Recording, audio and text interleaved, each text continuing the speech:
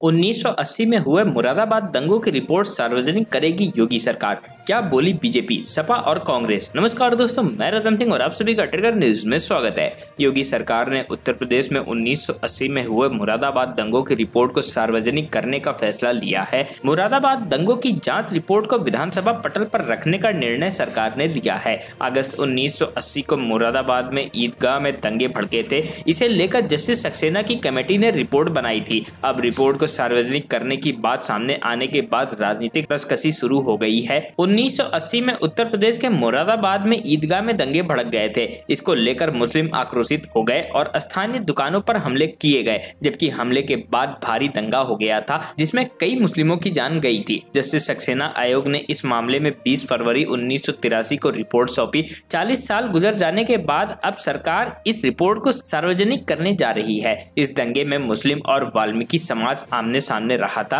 मुरादाबाद दंगे की रिपोर्ट सार्वजनिक होगी, इसके क्या नफा नुकसान है, आइए जानते हैं। इस पर एक्सपर्ट्स का कहना है कि बीजेपी सरकार को फायदा मिलेगा। इससे वो बहुसंख्यकों को साथ लाने में सफल होगी और जान पाएगी कि उस दौरान दंगों में कांग्रेस सरकार में क्या क्या हुआ। इस रिपोर्ट को बयां करने के अलग अलग मायने होंगे, क्योंकि कैसे भी हो बीजेपी और यूपी के सीएम योगी आदित्यनाथ फायदे में रहेंगे। वहीं बीजेपी के नेताओं का कहना है कि सरकार वही काम करती है जो प्रदेश के हित में होता है, जनता के लिए होता है। सच का सच सामने आ जाता है तो इसमें कोई आपत्ति नहीं होनी चाहिए। जो झूठ बोलते हैं उनका चेहरा बेनकाब होगा, सच्चाई सामने आएगी। रिपोर्ट सामने आने दीजिए, जिसकी भी जो कमियां होंगी सामने आएगी। जनता तय करेगी। सच को छुपाना नहीं चाहिए, दबाना नहीं चाहिए। दंगों को लेकर समाजवादी पार्टी कांग्रेस पर आक्रामक है। सपा के नेता अमीक जमाई ने एक मीडिया हाउस से कहा कि देश में जितने भी दंगे हुए कांग्रेस के राज में हुए। सरकार 1980 की रिपोर्ट सार्वजनिक कर रही है, ये अच्छी बात है।